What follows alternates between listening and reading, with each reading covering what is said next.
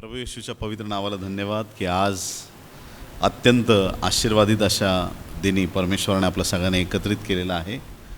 यावेळेस देवाच्या पवित्र वचनाकडं वळण्याआधी आपण एक लहानशी प्रार्थना करूया. आपले डोळे बंद करू, आपलं लक्ष देवाकडे केंद्रित करूया. प्रार्थना करू आपण. पवित्र पवित्र पवित्र परमपवित्र थोर सनातन आमच्या जिवंत देवा, आकाश आणि पृथ्वीच्या उत्पन्न करता स्वर्गीय बापा, प्रभू येशू ख्रिस्ताच्या पवित्र नावात आम्ही तुझ्या चरणाशी येतो. स्वर्गात लाखो करोडो दिव्यदूत तुझी स्तुती आराधना करत आहेत. ते तुझं मुख पारखत आहेत, तुझ्याकडं पाहत आहेत. 24 वडील आपले मुकुट काढून तुझ्या चरणाशी ठेवून प्रभू तुझी स्तुती आणि प्रशंसा करत आहेत. ज्या प्राण्यांच्या अंगभर डोळे आहेत असे ते 4 प्राणी सतत तुला नमन करतायत आणि तुला धन्यवाद देत आहेत. अख्खा स्वर्ग तुझ्या प्रशंसेने आणि तुझ्या गौरवाने भरलेला आहे. आज आमची प्रार्थना आहे, जसे स्वर्गात तसे पृथ्वीवर हो. प्रत्येक माणसाचा गुडघा तुझ्या समोर टेकला जावो. प्रत्येक व्यक्तीच्या जिभेने कबूल करावं की येशू ख्रिस्त हा जिवंत देव आहे. स्वर्गीय बापा, अख्खी पृथ्वी तुझ्या सामर्थ्याने भरून जावी अशी दया आणि कृपा कर. आज या अत्यंत आशीर्वादित प्रभू या भारत देशाच्या स्वातंत्र्य दिनानिमित्त आम्ही एकत्रित झालेलो आहोत. आणि प्रभू तुला आम्ही धन्यवाद देतो की आज आमच्या प्रत्येकावरती तुझा पवित्र हात तू ठेव. तुझ्या वचनाद्वारे, तुझ्या सामर्थ्याद्वारे आमची भेट घे. अंतकरणात तुझ्या पवित्र आत्म्याच्या सामर्थ्याच्या उकळ्या फुटतील असं वचन आमच्याकडे येऊ दे. आणि प्रभू परमेश्वरा, आमच्यात जे बदल तुला घडवून आणण्याची इच्छा आहे ते आज घडून यावेत अशी दया कर. मंडळीची वाढ कर. मंडळीतील प्रत्येक व्यक्तीला तुझ्या आशीर्वादाने तू भर. आणि प्रभू तुझा गौरव होऊ दे. आज तुझ्या वचनाद्वारे आमची भेट घे प्रभू. ओठ माझेत पण प्रत्येक शब्द तुझपासून येणारा असू दे. तुझ्या शब्दाने, तुझ्या वाणीने आमची भेट घे प्रभू. धन्यवाद, हे वातावरण तुझ्या हाती घेतलंस. ही सर्व प्रार्थना उद्धारक येशू याच्या गोड पवित्र आणि सर्वोच्च नावात मागतो म्हणून पित्या ऐक. आमेन आमेन आमेन. बोलो येशू मसीह की. देवाच्या प्रिय निवडलेल्या लोकांनो, आज एका फार महत्त्वाच्या विषयावर आपण मनन करणार आहोत. देवाच्या वचनाकडे आपलं लक्ष केंद्रित करणार आहोत. ज्या वेळेस मनुष्याने पाप केलं आणि मनुष्य आणि परमेश्वर यांच्यामध्ये ती पापाची आडभिंत उभी राहिली. आणि ज्या देवाला सगळं दिसतंय, सगळं माहीत आहे, आदामाला तो प्रश्न विचारतो की आदामा तू कुठे आहेस. ॲक्च्युली देवाला माहीत आहे तो कुठे आहे, परंतु आता मनुष्य आणि परमेश्वर यांच्यामध्ये पापाची आडभिंत तयार झाली होती. आणि मग त्या पापाच्या आडभिंतीच्या पलीकडे असणाऱ्या देवापर्यंत पोहोचण्यासाठी मोशेच्या द्वारे देवाने अनेक नियम दिले. आणि एवढे नियम दिले आणि विशेष करून पाप विमोचनासाठी, पापापासून मुक्ती प्राप्त व्हावी म्हणून रक्तसिंचनाशिवाय पाप विमोचन होणार नाही अशी देवाने एक महान सामर्थ्याची योजना केली. आणि म्हणून प्रारंभीच्या काळामध्ये वेगवेगळी बलिदानं किंवा समर्पणं दिली जायची आणि त्या रक्ताच्याद्वारे पाप विमोचन केलं जायचं. पण ते कसं होतं पाप विमोचन, की लोक जाऊन पाप करायचे आणि म्हणायचे की ठीक आहे, तुझा काटा काढतो, पण बघू नंतर येत्या रविवारी मला काय समर्पण द्यायचं ते मी देऊन टाकेल. म्हणजे पाप करण्याची वृत्ती माणसामध्ये वाढत होती. आणि प्रत्येकाला माहीत होतं काय नाही, एक कोकरू वगैरे दिलं किंवा काय एखादं बलिदान दिलं की संपलं, पाप संपलं. त्याच्यामुळं लोक सरसावले होते पाप करण्यासाठी. आणि मग 5 प्रकारची अर्पणं त्या काळामध्ये लोक द्यायची. 2 तर सक्तीची होती, दोषार्पण आणि पापार्पण. 2 अर्पणं सक्तीची होती. आणि मग ते अर्पणं देता देता देता असा कालखंड आला की अर्पणांवरती अर्पणं द्यायला लागली. पण देवाच्या नावाला धन्यवाद द्या की आमच्यासाठी शेवटचं अर्पण प्रभू येशू ख्रिस्त वधस्तंभावरती मारला गेला.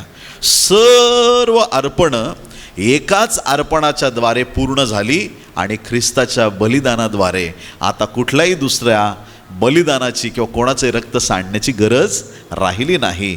परमेश्वराने पुत्राच्या आपल्या रक्ताद्वारे, अर्थात येशू ख्रिस्ताच्या रक्ताद्वारे आम्हाला पापातून मुक्त केलं. आता आपण देवाशी जुडलेले लोक आहोत आणि म्हणून मोठ्या धैर्याने आपण कधीही देवाजवळ येऊ शकतो. तुम्ही म्हणाल की फक्त चर्चला आल्यावर आपण देवाजवळ येतो, तर तसं नाही. वास्तविक पाहता आपणच देवाचे मंदिर आहात. तुमच्यामध्ये, माझ्यामध्ये देवाचा पवित्र आत्मा वसतो. आणि म्हणून प्रार्थनेसाठी, देवाजवळ येण्यासाठी वेळ, काळ, समय याचं काही लिमिटेशन राहिलेलं नाही. उंच डोंगरावर एलिया गेला तरी देव तिथं आहे. आणि त्या माशाच्या पोटामध्ये असलेला योना तो सागराच्या तळागाळापासून प्रार्थना करतो तरी त्याची प्रार्थना ऐकली जाते. परमेश्वराला कुठूनही हाक मारा, तो तुमच्या प्रार्थनेचं उत्तर देणारा परमेश्वर आहे. कुणी तुमच्या प्रार्थनेचं उत्तर देवो अगर न देवो, स्वर्गात बसणारा देव तुमच्या प्रत्येक प्रार्थना आणि विनंत्यांची तुम्हाला उत्तरं देणार आहे. एलियाची प्रार्थना कशासाठी होती? पाऊस यावा म्हणून. कितींदा प्रार्थना केली त्याने? एलियाची प्रार्थना, डोंगरावरती गेलास, त्याच्या दासाला सांगितलं जा चेक कर, ढग येतोय का, काही दिसतंय का तुला? 7 वेळा प्रार्थना केली. किती वेळा? 7 वेळा एलियाची प्रार्थना आहे. आणि 7व्या खेपेला त्याची प्रार्थना परमेश्वराने त्याचं उत्तर दिलं. एलिया एवढा सामर्थ्यवान दास आहे की त्या दासाच्या एका प्रार्थनेत स्वर्गातून अग्नी येतो. पण कधी कधी देव त्याला 7 वेळा पण प्रार्थना करायला लावतो. याचा अर्थ असा की प्रार्थना किती करावी आणि कितव्या प्रार्थनेला उत्तर मिळेल हे काही निश्चित नसतं. प्रत्येकासाठी समय असतो. आता एखाद्या तरुण लेकरांनी प्रार्थना केली की देवा माझं लग्न होऊ दे, तर देव त्याची प्रार्थना ऐकेल. एखादा 4 वर्षाचा असेल, त्याची प्रार्थना ऐकायला देव वेळ लावेल, आहे की नाही? देवाला माहिती आहे कोणत्या काळात कोणाला काय द्यायचं. बोलो येशू मसीह की. बायबल सांगतं की एलियाने प्रार्थना केली आणि तीही 7 वेळा. आणि त्याची प्रार्थना परमेश्वराने ऐकली आणि देवाने पाऊस पाठवला. एलियाची प्रार्थना. आणखीन एक फेमस प्रार्थना, हिजकियाची प्रार्थना. यशाया संदेष्टाला देवाने सांगितलं की जा आणि हिजकियाला सांग. हिजकिया काय असा शेजारच्या गल्लीतला माणूस नव्हता आपल्या, हिजकिया राजा होता. राजाला जाऊन सांग तू मरणार आहेस. आता जर तुम्हाला गुड न्यूज सांगितली, चांगली बातमी दे सांगितलं, तुम्ही धावत जाल. आता तुम्हाला सांगितलं की जा एखाद्या मंत्र्याला जाऊन तू सांग तू मरणार आहेस, तयारी कर. तर हा निरोप काही एवढा सोपा नव्हता. पण जे देवाचे खरे दास आणि दासी आहेत ते समोरच्याला काय वाटेल याचा विचार करत नाहीत, ते देवाला काय वाटेल याचा विचार करतात. परमेश्वराची योजना इतरांना कळवणे ही सेवक सेविकांवरती जबाबदारी असते. कधी कधी मंडळीतील लोकांना वाटतं पाळक साहेब मलाच टोचून बोलले, परंतु काही काही औषधं कडवट असली तरी ती आमच्या हिताची आहेत. इंजेक्शन आज थोडं जड लागलं तरी टेन्शन घेऊ नका, त्याने आपलाच फायदा होणार आहे. त्याच्यामुळं काही संदेशात आपल्याला वाटेल की मला लागलं, माझ्या मनाला वाटलं असं तसं, परंतु यशायाने त्याचा विचार न करता यशाया संदेष्टा हिजकियाला जाऊन सांगतो निर्वानिरव कर रे बाबा, आता तुला मरायचं आहे. आणि मग यशायाचा संदेश म्हणजे त्याला तर देवाची वाणी त्याला समजलं राजाला. आणि राजा मनस्वी रडला आणि असा रडला, भिंतीकडं त्याने तोंड केलं. आणि भिंतीकडं तोंड करून म्हणजे मला आता जगाकडं पाहायचं नाही, एकटा भिंतीकडं तोंड करून रडू लागला. आता यशाया ज्याने निरोप दिला होता, यशायाला परत देवाने पाठवलं की जा हिजकिया राजाला सांग तुझी प्रार्थना ऐकण्यात आली आणि तुझं आयुष्य 15 वर्षांनी वाढवण्यात आलं आहे. तुमच्या प्रार्थनेने पाऊस येतो, तुमच्या प्रार्थनेने जीवन वाढतं. प्रार्थना हीच एकमेव आपल्याला शस्त्र दिलंय की ज्याद्वारे आपण देवाजवळ जाऊ शकतो. प्रार्थनेने आजार विकार बरे होऊ शकतात. प्रार्थनेने कुठलंही संकट आपल्या जीवनावरून निघून जाऊ शकतं. तुम्ही इथं प्रार्थना आज कराल, बाहेरच्या जगात तुमच्यासाठी बदल घडणार आहे. तुम्ही इथून प्रार्थना कराल, परमेश्वर जगात मोठे बदल करणार आहे. तुमच्या प्रार्थना बाहेरच्या जगात हालचाली करणारे आहेत. आणि म्हणून प्रार्थना करण्यात कधीही व्यत्यय येऊ देऊ नका. आणि सगळ्यात महत्त्वाची प्रार्थना येशू ख्रिस्ताची गेतशेमने बागेत प्रार्थना. होईल तर हा प्याला टळून जाऊ दे, पण त्याने पुढं पण लावलं, पण तरी माझ्या नको. लोकांचं आज उलट झालंय, देवा तुझ्या नको पण सगळं काही माझ्याच इच्छेप्रमाणे होऊ दे. आपल्या स्वतःच्या इच्छा बाजूला सारूया प्रियांनो.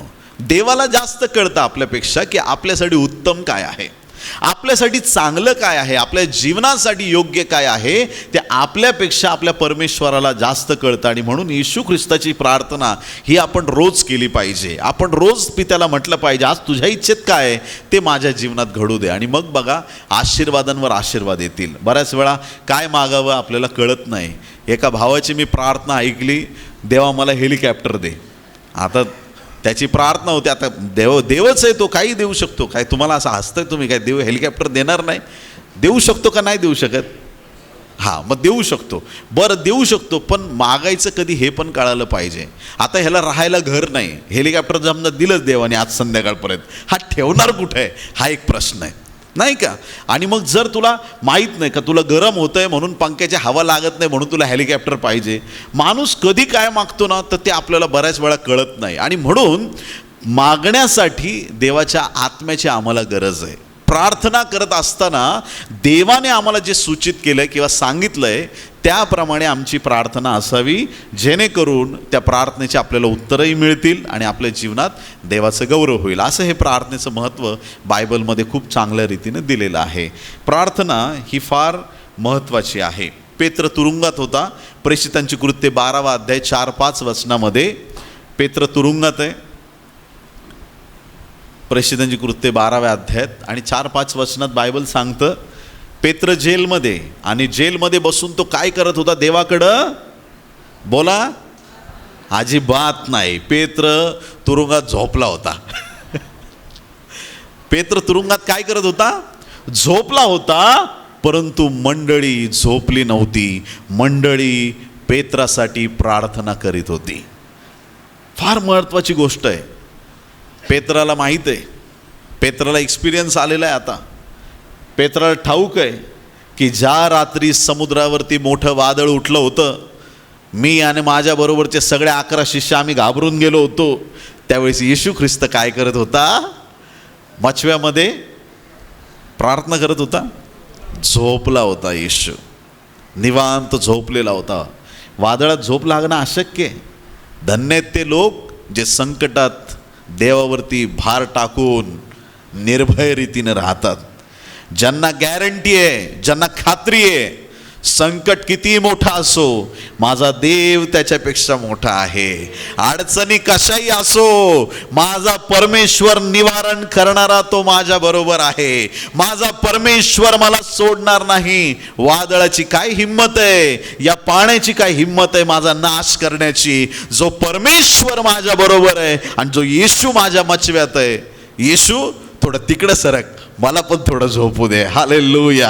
हा स्वभाव आमचा तयार झाला पाहिजे. शिष्य घाबरले आणि शिष्य येशूला उठवत आहेत. येशू ख्रिस्ताने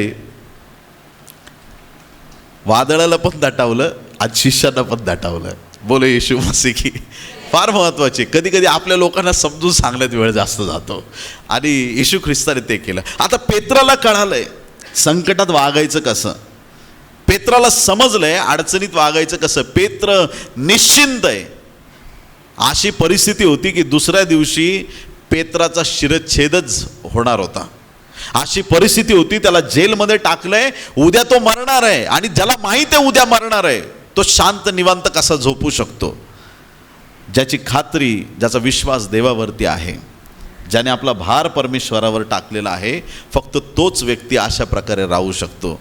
इथं घरात झुरळ निघालं तरी सगळे लोक बेडवरती आणि इकडे तिकडे उड्या मारत पळतात.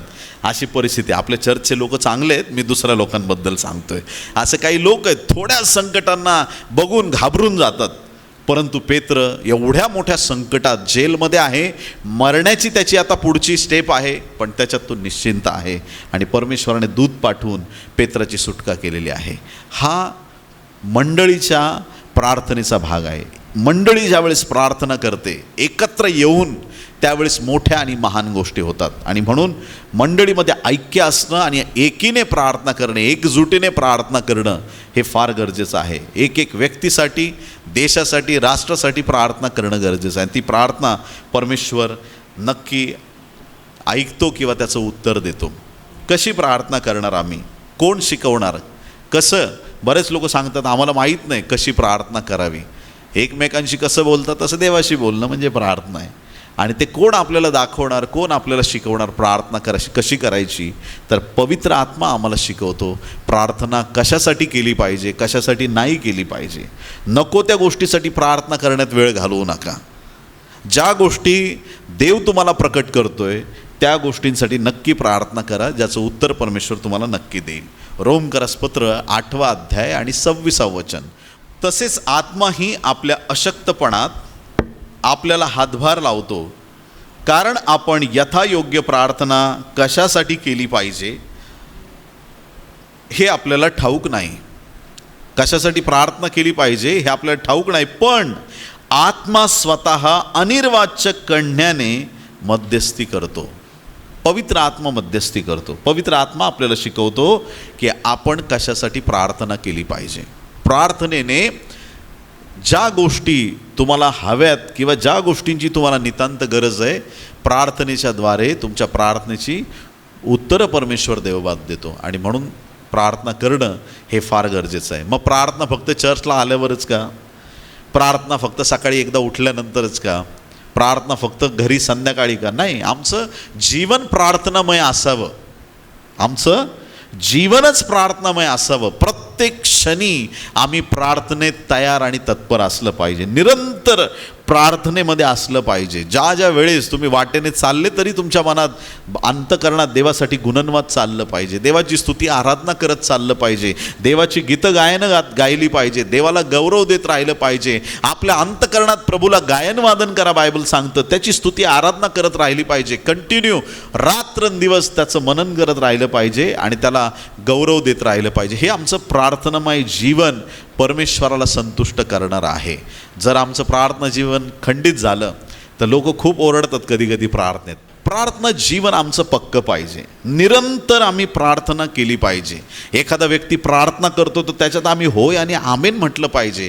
त्या प्रार्थनेमध्ये आम्ही स्वतः इन्व्हॉल्व झालं पाहिजे. प्रार्थना ही फार महत्त्वाची आहे. आमचं जीवन प्रार्थनामय असावं ही देवाची इच्छा आहे. जे कंटिन्यू प्रार्थनेत राहतात त्यांना ना फार बोलायची गरज पडत नाही.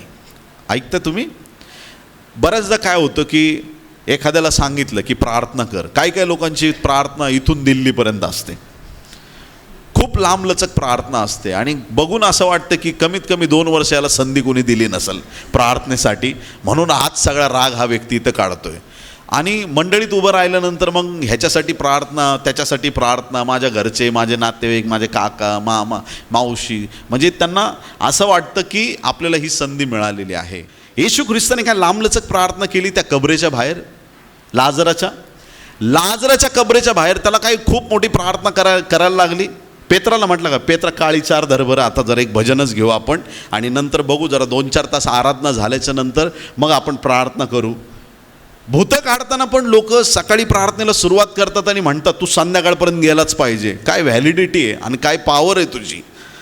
देवाच्या प्रिय लोकांनो, तुम्हाला तुमच्यावरती जर तुम्हाला स्वतःच्या प्रार्थनेवरती भरोसा नाही आहे, तुम्हाला देवावरती भरोसा नाही, कार्य कसं होणार आहे? आम्हाला गॅरंटी पाहिजे. प्रभू एक वाक्यात म्हणतो लाजरा बाहेर ये, त्याला यावं लागतं. मुर्दा उठून बाहेर येतो आणि इथं जिवंत माणूस आले ना. ऐकताय का नाही ऐकत आहे तुम्ही? बोला येशू मसीह की. प्रार्थना करू नका असं मी म्हणत नाही. एकांतातली प्रार्थना मोठी असावी. तासन तास एकट्यातली प्रार्थना. पण 4 लोकात तुम्ही गेले ना, एका वाक्यात तुमच्या देवाचा अद्भुत काम झालं पाहिजे. तुमच्या प्रत्येक शब्दांवरती देवाचं सामर्थ्य विराजमान झालं पाहिजे. तुम्ही बोलता त्यावेळेस गोष्टी घडल्या पाहिजेत, बदल झाला पाहिजे, अद्भुत काम झालं पाहिजे. एकांतातली प्रार्थना. जसं तुम्ही स्वतःला प्रार्थनेत बलवान आणि मजबूत करणार आहेत तसं बाहेरील जगात विशेष गोष्टी घडतील. देवाच्या प्रिय लोकांनो, आज तुम्ही इथं प्रार्थना करत आहात, देव कोणाचे तरी बाहेर मार्ग बदलत आहे. इथं तुम्ही प्रार्थना करत आहात, बाहेरच्या जगात तुमच्यासाठी काहीतरी घडत आहे. इथं तुम्ही प्रार्थना करत आहात, तुमच्यासाठी देव योजना करत आहे. देव तुमच्यासाठी अद्भुत काम करत आहे. तुमच्या प्रार्थना अनुत्तरित राहणार नाही, कारण की तुम्ही मेलेल्या देवाकडे नाही, तुम्ही जिवंत देवाकडे आलेले आहात. जो मरणावरती विजयी झालेला आहे त्या ख्रिस्ताकडे तुम्ही आलेले आहात. आणि म्हणून तो तुमच्या प्रार्थना नक्की ऐकणार आणि त्या प्रार्थनांची तो उत्तरं दिल्याशिवाय राहणार नाही. प्रकटीकरण 5वा अध्याय आणि 8वं वचन. प्रकटीकरण 5 आणि 8. स्वर्गामध्ये एक विशेष असा दृष्टांत किंवा एक विशेष अशी घटना देवाचा दास येशूचा शिष्य योहान याला दिसलेली आहे. गुंडाळी, त्यावरचे 7 शिक्के. आणि ज्यावेळेस त्याने त्या वडील जनांना पाहिलं स्वर्गातल्या, त्यांचं वर्णन करताना एक गोष्ट इथं लिहिलेली आहे. स्वर्गात 24 वडील आहेत आणि ह्या 24 वडिलांच्या मस्तकावरती मुकुट आहेत, मुकुट काढून देवाच्या चरणाशी ठेवतात, हे आपल्याला ठाऊक आहे. पण त्यांच्या हातात काहीतरी विशेष गोष्टी आहेत, त्याबद्दल हे वचन आहे. वाचूया प्रकटीकरण 5 आणि 8. त्याने गुंडाळी घेतली तेव्हा ते 4 प्राणी व 24 वडील कोकऱ्याच्या पाया पडले. कोकऱ्याने जेव्हा गुंडाळी घेतली तेव्हा 24 वडिलांनी काय केलं? त्या कोकऱ्याच्या पाया पडले. त्या प्रत्येकाजवळ, म्हणजे प्रत्येक वडिलांजवळ, त्या प्रत्येकाजवळ वीणा व धूपाने भरलेल्या सोन्याच्या वाट्या होत्या. प्रत्येकाजवळ वीणा, आराधनेचं चिन्ह, आणि धूपाने भरलेल्या वाट्या म्हणजे काय? पुढं लिहिलंय, त्या वाट्या म्हणजे पवित्र जनांच्या प्रार्थना होत. आमेन. जुना करार एक असा होता की तिथं नियम होते, अर्पण द्यायची वगैरे, धूप जाळायचा. आज जर आपण जुन्या करारात असतो तर तुम्ही सगळे मेंढरं वगैरे घेऊन आले असते आज चर्चला येताना. पण देवाला धन्यवाद द्या की आपण नवीन करारात आहोत. आम्ही इकडं उभं राहण्यापेक्षा बाहेरच होमवेदीवरती तिकडेच एक एक कापत बसलो असतो, आहे ना. रक्त शिंपडायला मग कुणी आत आलं असतं किंवा काय झालं असतं. पण देवाला धन्यवाद की आपण नवीन करारातले लोक आहोत. येशू ख्रिस्ताने नियमशास्त्र पूर्ण केलं आहे. तो धूप ज्यावेळेस याजक जाळायचा, म्हणजे जखऱ्याने पण धूप जाळला, आणि ते धूप म्हणजे जे आहे ना, वेदीवर टाकलेलं धूप, ज्यावेळेस तो धूप त्या वेदीवर टाकला जातो त्याचा धूर वर जातो. डोळ्यांना एवढाच दिसेल पण त्याचा सुगंध स्वर्गाला पोहोचत असे. धूपासारखी, धूप जसा वर जातो तशी तुमची माझी प्रार्थना वर स्वर्गाला जाते, ही आपल्याला खात्री पाहिजे. धूपासारखी प्रार्थना स्वर्गाला जाते. त्या वाट्यांमध्ये, या 24 वडिलांच्या हातामध्ये ज्या वाट्या आहेत त्या वाट्यांमध्ये धूप आहे, आणि धूप पवित्र जनांच्या प्रार्थना आहेत. म्हणजे तुम्ही, मी ज्या प्रार्थना करतो त्या प्रार्थना वर स्वर्गाला जातात आणि परमेश्वर त्या वाट्यांमध्ये आमच्या प्रार्थना जमा करतो. जगात तुमच्या शब्दाची कोणाला किंमत असो अगर नसो, काही फरक पडत नाही. जगात तुमच्या शब्दाला कोणी मानो अगर न मानो. काही लोक नाराज होतात, मुलगाच ऐकत नाही माझा, पत्नीच ऐकत नाही. म्हणजे इकडच्या लोकांचे ऐकते, पण काही काही ठिकाणी असं प्रॉब्लेम आहे, घरात कुणी ऐकत नाही, परिवारात कुणी ऐकत नाही, अडचणी आहेत, माझ्या शब्दाला किंमत नाही. पण लक्षात ठेवा, जगात तुम्ही असताना तुमच्या शब्दाला किंमत असो नसो, परंतु तुम्हाला एक दिवशी कळेल की तुमच्या शब्दाला देवाने किती मोल दिलेलं आहे. तुमच्या प्रार्थना किती मूल्यवान आहेत, तुमच्या प्रार्थनांना किती महत्त्व आहे. प्रत्येक गोष्टीविषयी काहीही मार्ग काढण्याच्या आधी सर्वप्रथम देवाला हाक मारली पाहिजे. सगळ्यात आधी, काहीही करण्याच्या आधी सगळ्यात आधी आम्ही प्रार्थना केली पाहिजे, कारण ही प्रार्थना स्वर्गापर्यंत जाते. प्रियांनो, हालेलुया. स्तुती आराधना उत्तर लेके नीचे आती है. प्रार्थना वर जाणार आहे आणि उत्तरं घेऊन खाली येणार आहेत. म्हणून आमच्या प्रार्थना निरंतर आम्हाला माहीत पाहिजे की या स्वर्गाला जात आहेत. याचे पुरावे पवित्र शास्त्रामध्ये दिलेले आहेत. आमेन. मग आज आपणही ती प्रार्थना करू शकतो. देवा, परत एकदा तेच कर. प्रभू ते समर्पण मागतोय, प्रभू ते समर्पण मागतोय. ते प्रार्थना जीवन आमच्याकडं असावं ही देवाची इच्छा आहे. काय आम्ही देवासाठी इतकी प्रार्थना करायला, देवाकडे याचना करायला, देवासाठी इतकं व्याकुळ व्हायला तयार आहोत. आम्हाला इतकी ओढ परमेश्वराप्रती लागली पाहिजे की प्रभूचं जर काम असेल तर कोण कधी येईल मला माहीत नाही, पण आपली धाव सगळ्यात पुढं असली पाहिजे. आम्ही नेहमी देवाच्या कार्यासाठी तयार तत्पर असलं पाहिजे. प्रार्थना जीवन म्हणजे काय? फक्त घरातला एकच व्यक्ती प्रार्थना करतोय असं नाही. काही लोकांचं खूप असतं एकदम कॉलर टाईट करून, काय नाही, माझे आजोबा पाळक होते. अरे आजोबा पाळक होते मग ते गेले की स्वर्गात, तुझं काय? तारण सामूहिक नाही आहे, तारण वैयक्तिक आहे. आजीने प्रार्थना केली म्हणून अख्ख्या खानदानीचा उद्धार होणार नाही. प्रियांनो, प्रत्येकाला येशूचा स्वीकार करावा लागेल. तुम्हाला तुमचं वैयक्तिक जीवन देवावरती विसंबून जगावं लागणार आहे. मग त्याच्यानंतर प्रत्येकाचं तारण आहे. प्रियांनो, दोघी दळत असतील, एक घेतली जाईल एक खाली राहील. का सांगितलं असं बायबलमध्ये? तारण सामूहिक नाही आहे. आज आम्हाला त्या प्रार्थना जीवनाची गरज आहे. रात्रंदिवस कंटिन्यू आम्ही त्या प्रार्थनेच्या स्वभावात असलं पाहिजे. कामावर जरी असलो तरी प्रार्थनेच्या स्वभावात आम्ही असलं पाहिजे.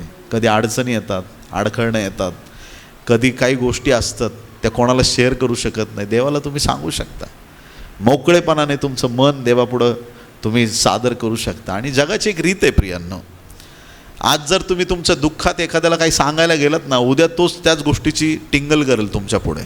मी सांगतो तुम्हाला गॅरंटी देऊन. आज तुम्ही रडून कळकळून सांगाल की माझं असं झालं, माझं तसं झालं, मी फेल झालो, माझं असं झालं, ते झालं, माझं वाईट झालं, माझं काही नुकसान झालं, ते ऐकतील.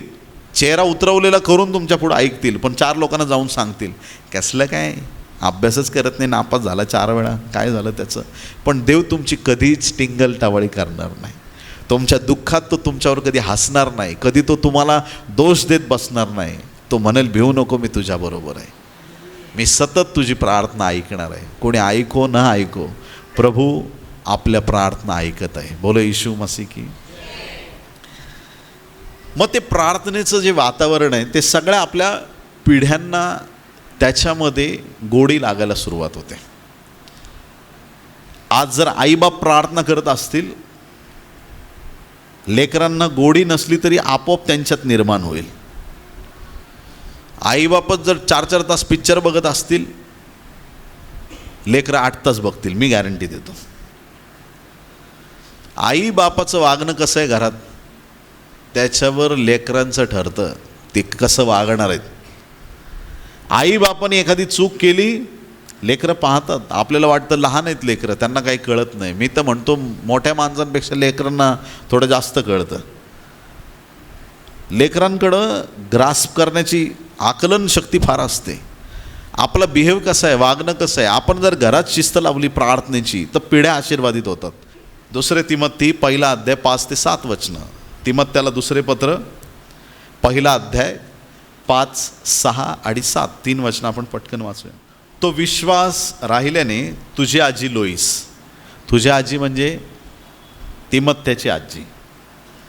तिमोथी हा एक असा तरुण मुलगा आहे की ज्याच्या आईचं नाव लोईस होतं. सगळ्यांनी म्हणा लोईस.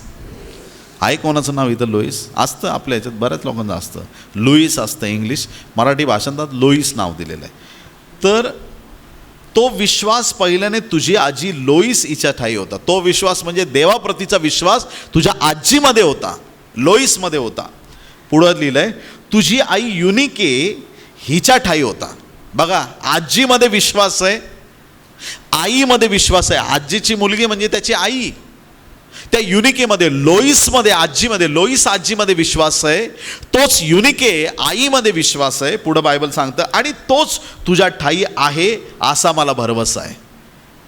सगळ्या जनरेशनमध्ये कसा तो विश्वास टिकून राहिलेला आहे ते आपल्याला पाहायला मिळतं. तिमोथ्याच्या आईमध्ये पण तोच विश्वास आहे, आजीमध्ये आहे, आणि तिमोथी पण त्याच विश्वासात लहानसा मोठा झाला आहे. ह्या कारणास्तव मी तुला आठवण देतो की देवाचे जे कृपादान माझे हात तुझ्यावर ठेवल्यामुळे तुझ्या ठाई आहे ते प्रज्वलित कर, कारण देवाने आपल्याला भित्रेपणाचं नव्हे तर सामर्थ्याचा, प्रीतीचा व संयमनाचा आत्मा दिला आहे. किती सुंदर वचन आहे. जनरेशन्स कशा आशीर्वादित होतात.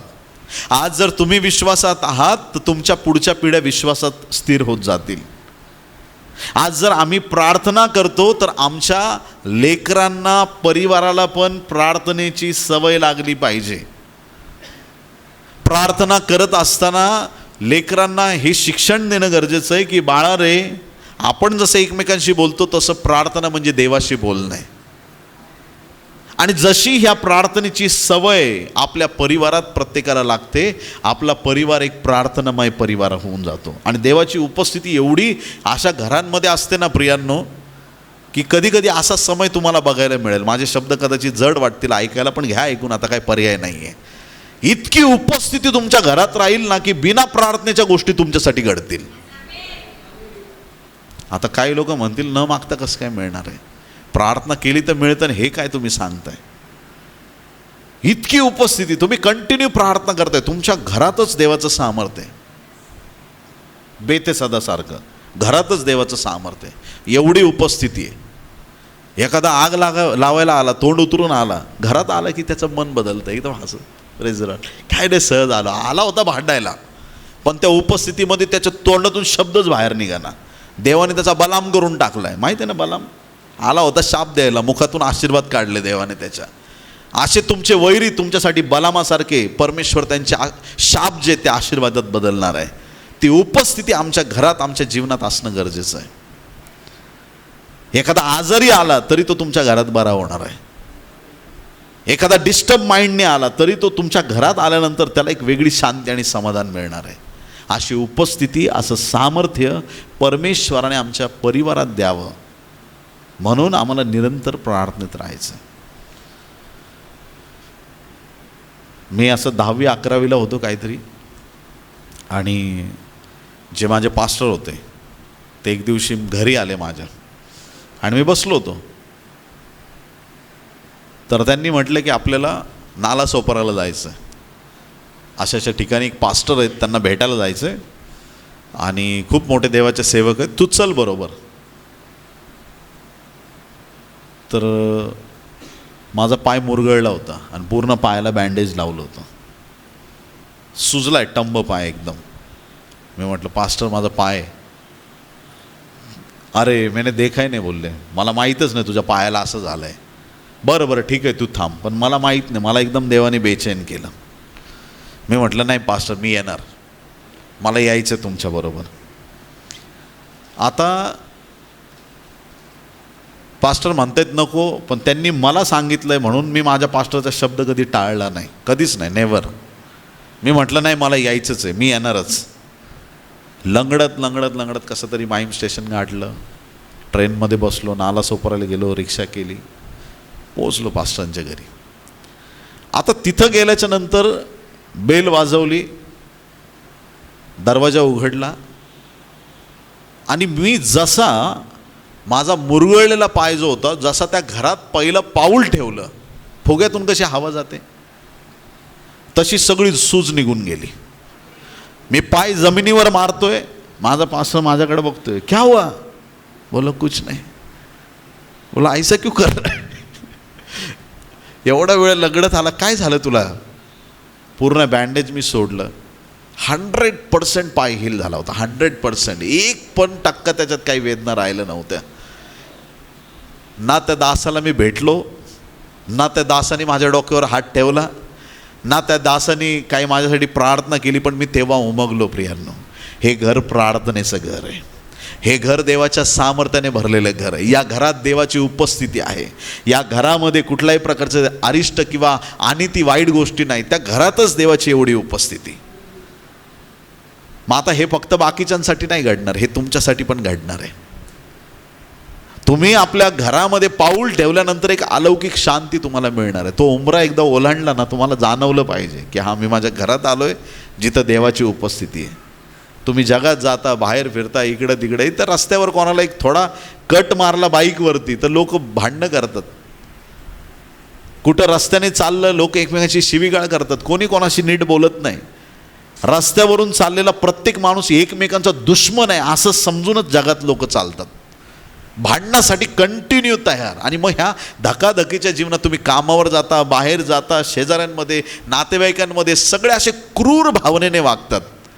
मग ह्या सगळ्या अशा गलिच्छ जगामध्ये तुम्हाला राहायचं आहे. बोला येशू मसीह की.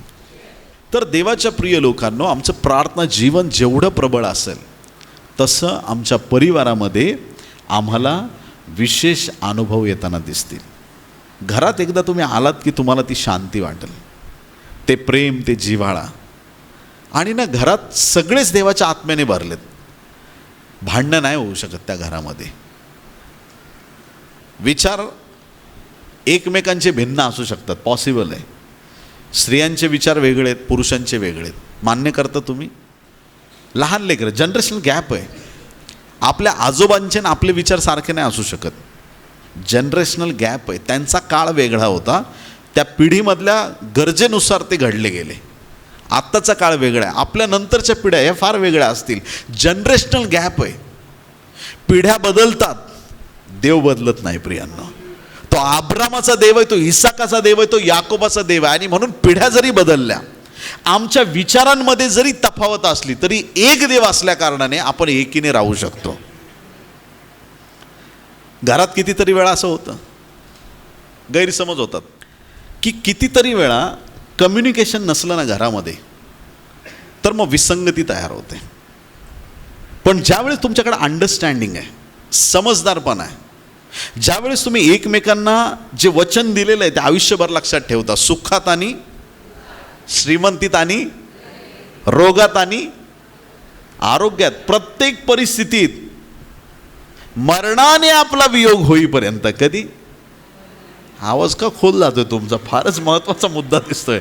मरणाने आपला वियोग होईपर्यंत एकमेकांना सोडणार नाही, असे अभिवचनं देवाच्या उपस्थितीत चर्चमध्ये दिलेले असतात. आणि इथं नुसतं उपीट खाल्लं तर लगेच तुम्ही सोडायला तयार होताय? नाही. मग आमच्या परिवारात आम्ही एकमेकांना समजून घेतलं पाहिजे. हे कसं होणार आहे? पवित्र आत्मा पाहिजे. सगळे प्रार्थनेत असतील. घरात एखादं कॅरेक्टर खराब असतं, एक व्यक्ती असा असतो ना, तो सगळ्या घराचा बँड वाजवतो.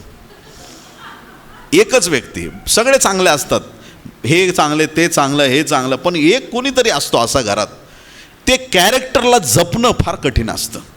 मग सगळ्यांनी काय करायचं? एक सॉफ्ट कॉर्नरनी वागायचं त्या व्यक्तीशी, हल्ला नाही करायचा. त्या व्यक्तीला कसं आपण देवाच्या राज्यात वाढवू शकतो, कसं त्याला स्थिर करू शकतो, ह्याच्याकडे आपण लक्ष दिलं पाहिजे. आता हे दरवाजे बिजागऱ्या गंजल्या समजा, आवाज येतो का नाही त्याचा? आता तर काही लोक म्हणले काही बोलायला नको. बरं ऐका, हे दरवाजा खिडक्यांच्या बिजागऱ्या गंजून गेल्या. मग त्या गंजून गेल्यानंतर आपण काय करतो? फेकून देतो का दरवाजे काढून? चला आता दुसरे दरवाजे आणू. काय करतो? बस तेल टाकायची सवय राहू द्या. Hallelujah, praise the Lord. कुठं टाकायचं ते कळालं पाहिजे. भांडणात टाकू नका, चांगल्या ठिकाणी असू द्या. आणि तेल कसलं प्रतीक आहे? प्रार्थनेचं, पवित्र आत्म्याचं, सामर्थ्याचं प्रतीक आहे. ते तेल एकदा टाकलं ना, बिजागरांचा कार कार आवाज, घरातले कार कार कुरकुर सगळं बंद करायचं असेल तर ते पवित्र आत्म्याचं तेल आपल्या घरात असलं पाहिजे. कधी नवरा कुठून बाहेरून टेन्शनमध्ये येतो, नवऱ्याने दारा आपटलं का बायको 4 भांडे आपटणार. इथं नाही, आमच्या इकडची गोष्ट सांगतोय. जरचं उत्तर लगेच तरने द्यायला तयार असतात. पण ते जर प्रार्थनेतला परिवार असेल तर, साहेब काय झालं तुम्हाला? खूपच आज चिडचिड करताय. काय नाही गा, आज असं झालं कामावरती म्हणून माझी चिडचिड होती. थोडं शांत बसा, चला आपण प्रार्थना करू. प्रभू माझ्या पतीचा ताबा घे, यांचा सगळा राग आज येशूच्या नावात निघून जाऊ दे, ना असा निघून जाऊ दे, परत येऊ देऊ नको. तुम्हाला काय वाटतं? देव तुमची प्रार्थना नाही ऐकणार? पण तो चिडला म्हणून जर तुम्ही चिडणार असाल, ती चिडली म्हणून तुम्ही चिडणार असाल, तर घरातलं वातावरण डिस्टर्ब व्हायला वेळ लागत नाही.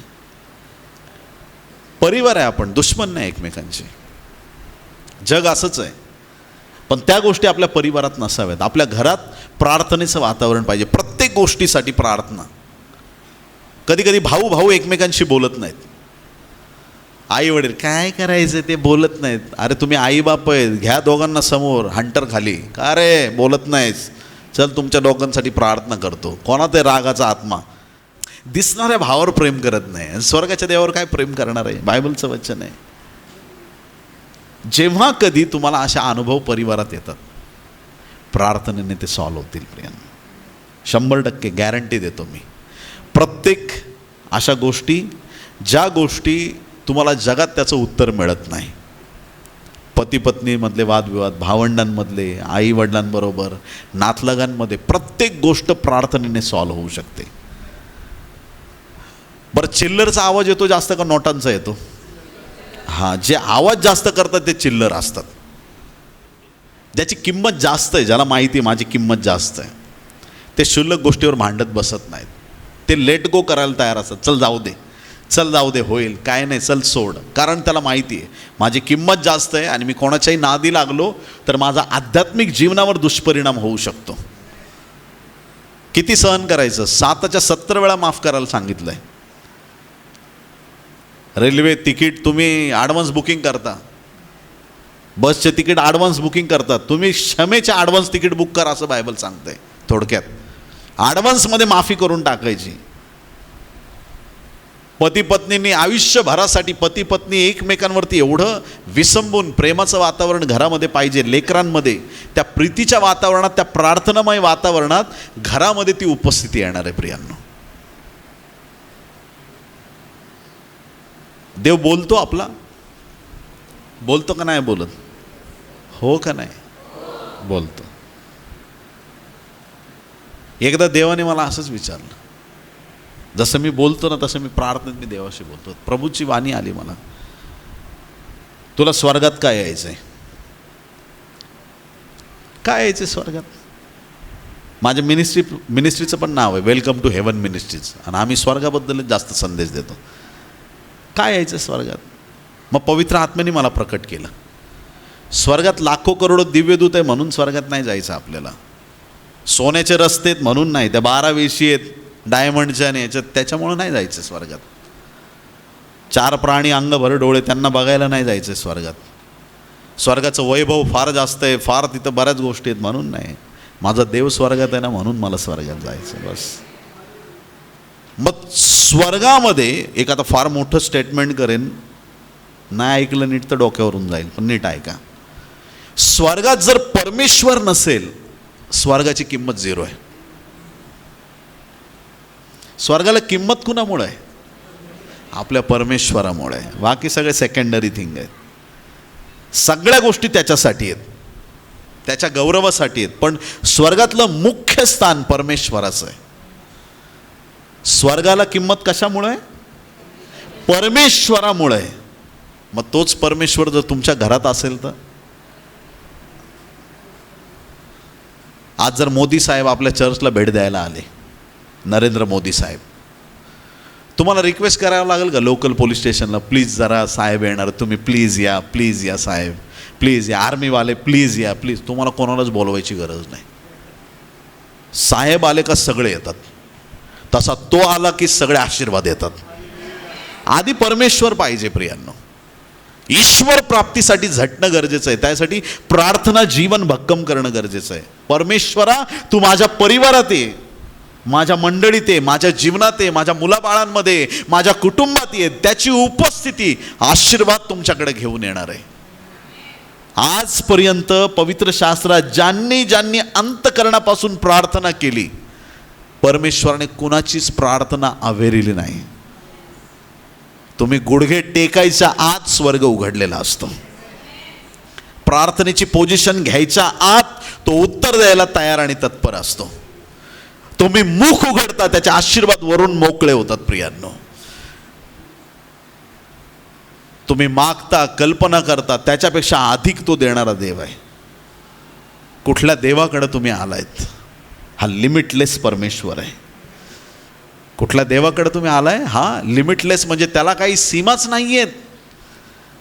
एवढा मोठा धनवानांचा धनवान तो परमेश्वर आहे. त्याच्याकडे प्रत्येक प्रार्थनांची उत्तरं त्याच्याकडे तयार आहेत. प्रियांनो, आपला देव श्रीमंत आहे का नाही आहे? किती श्रीमंत आहे?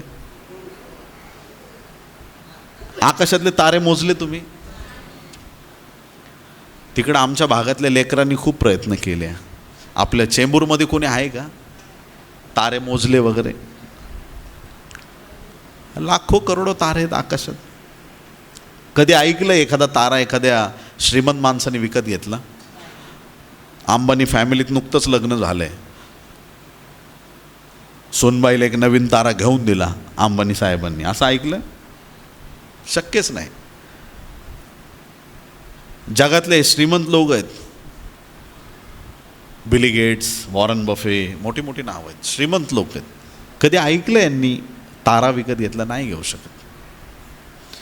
जगातले सगळे श्रीमंत लोक एकत्र येऊन आपला पैसा एकत्र केला ना, तरी त्यांची लायकी नाही की त्यांनी एक तारा विकत घ्यावा आकाशातला. पण आनंदाची बातमी ही आहे का हे सगळे तारे तुमच्या आणि माझ्या बापाचे आहेत. एवढा मोठा प्रतापी आणि धनवान परमेश्वर आमचा आहे. मग आमचा देव एवढा मोठा आहे, तो आमच्या छोट्या छोट्या गरजा पूर्ण करणार नाही का? लोक प्रेयर रिक्वेस्ट देतात आणि मला आनंद वाटतो. त्याच्यासाठी तर डॉक्टर की सोडली ना. आनंद वाटतो. लोक येतात, प्रार्थना विनंत्या सांगतात, पास्टर ह्याच्यासाठी प्रार्थना करा, त्याच्यासाठी आम्हाला देवाने पाठवलं, त्याच्यासाठी इतरांसाठी प्रार्थना कराव्यात. पण ती सांगायची स्टाईल ना आवडत नाही कधी कधी. पास्टर प्रार्थना करा, एवढं मोठं मोठं कर्ज झालंय माझ्यावर. अरे हळू, जीव जाईल तुझा. एवढं मोठं, इतका मोठा प्रॉब्लेम झालाय माझा. आणि काय असतं, 10,000 द्यायचेत कोणाचे, नाहीतर मग काहीतरी छोट्या मोठ्या गोष्टी काहीतरी. पण ते सांगताना असं सांगतात फार मोठा, माझ्या एवढं संकट जगात कोणावरती नाही असं सांगतात. मग तुमचा प्रॉब्लेम मोठा आहे तर मग तुम्ही प्रार्थना कशी करणार? ज्याला कळालंय देव मोठा आहे, त्याच्यावरती कितीही संकट आले, सिंहाच्या गुहेत जरी टाकलं तरी तो घाबरत नाही, कारण त्यांना माहिती आहे माझा देव माझ्याबरोबर आहे. मी इथून प्रार्थना करील तो माझी सुटका करेल. तप्त अग्नीच्या भट्टीत पण त्यांना भीती वाटत नाही, संकटांमध्ये भीती वाटत नाही. प्रत्येक परिस्थितीत त्यांना विश्वास आहे की माझी प्रार्थना ऐकणारा माझा देव माझ्याबरोबर आहे. माझ्या प्रश्नांची उत्तरं देणारा परमेश्वर माझ्याबरोबर आहे. तो माझ्या घराची, माझ्या परिवाराची सगळी परिस्थिती बदलणारा देव माझ्याबरोबर आहे. मग ज्या वेळेस तुम्ही त्याच्यावर विश्वास टाकता, तो तुमच्या प्रार्थना ऐकणार आहे. त्या परमेश्वरावरती आज पूर्ण आपली नितांत श्रद्धा टाकूया. प्रार्थनेचं सामर्थ्य काय आहे, प्रार्थना किती महत्त्वाची आहे, प्रार्थना कशी केली पाहिजे, प्रार्थना कोण शिकवणार आपल्याला, अनेक गोष्टींवर आज आपण मनन केलं आहे. आणि तो प्रभू तुमच्या आणि माझ्या प्रार्थना ऐकणारा देव आहे. आज आपल्या परिवाराला प्रार्थनेचा परिवार बनवूया. आमेन. बोलो येशू मसीह की.